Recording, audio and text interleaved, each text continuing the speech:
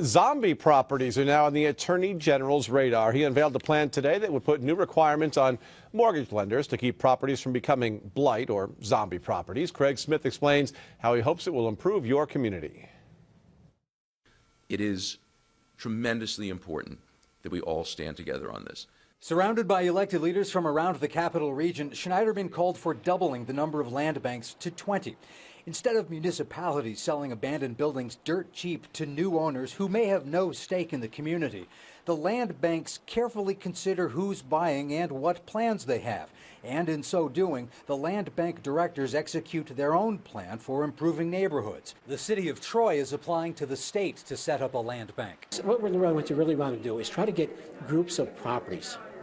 So if we've got 3 or 4 properties in one area, that could be subject to land bank. That adds a value to it because now we can develop that whole area. And it doesn't happen as fast as I'd like, but it is happening and we're moving in the right direction. In January, after more than a year, Schenectady's land bank sold its first property to a buyer who paid $5,000 and agreed to live here at least 5 years. It also bought this property for $29,000 and plans to demolish it. In Albany County, where 90% of the problem properties are in the city, the foreclosing agency is often the county. They just approved it in January in the county legislature to join the land bank. We're putting our application, but there's only 2 openings left in the state of New York.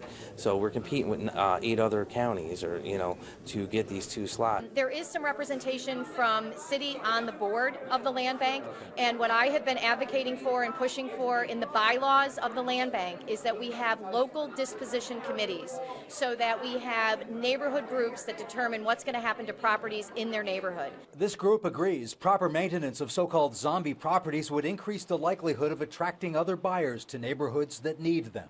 Craig Smith, CBS 6 News.